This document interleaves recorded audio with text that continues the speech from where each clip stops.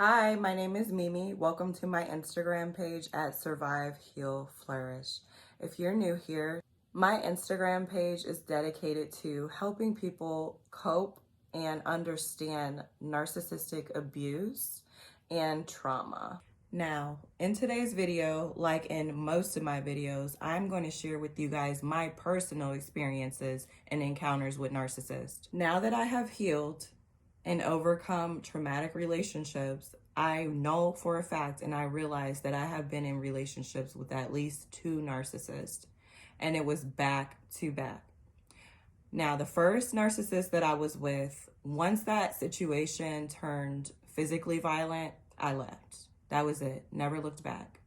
The problem with it is I met the second narcissist.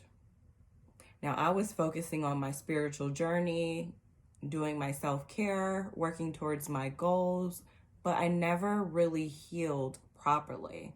I thought that just because I left a situation that I was over it, but I didn't really take the time to acknowledge the factors and behaviors within myself that attract these type of people. And that's what I'm going to help you with today.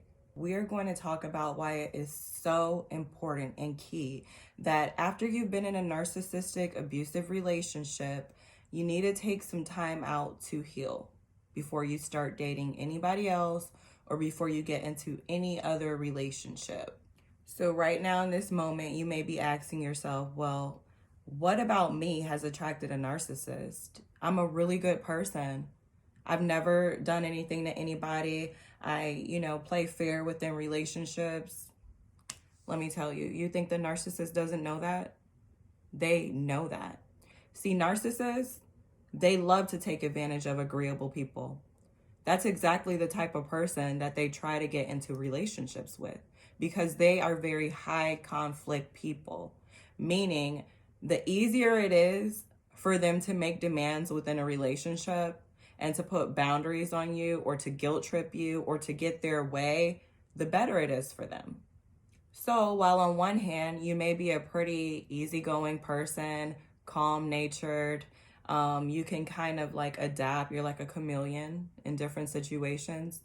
Narcissists are high conflict. I mean, often you will see that a narcissist suffers from a lot of anger issues. It's like they're a ticking time bomb.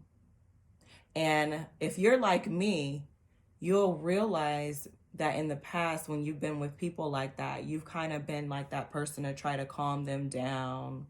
You think that you're making this real big positive impact on their life, right? And this is before they turn on you. And so you got to realize that how people treat other people is a great teller of how they will eventually treat you. You see, narcissists are like counterfeit money. They look good. It seems like they'll be really beneficial to your life. And sometimes they get you what you need.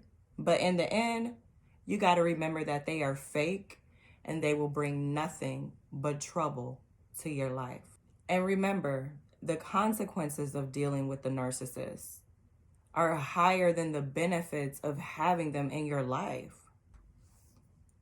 So now let's talk more about healing after you've been in a relationship with a narcissist. You want to take your time and really focus in. Maybe you've had childhood trauma. Maybe you suffered abuse from a parent or a family member.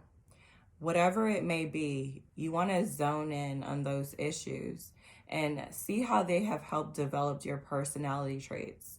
Are you agreeable because you don't enjoy conflict because you grew up in a high conflict environment? That's what helps create the mindset behind why you do the things that you do.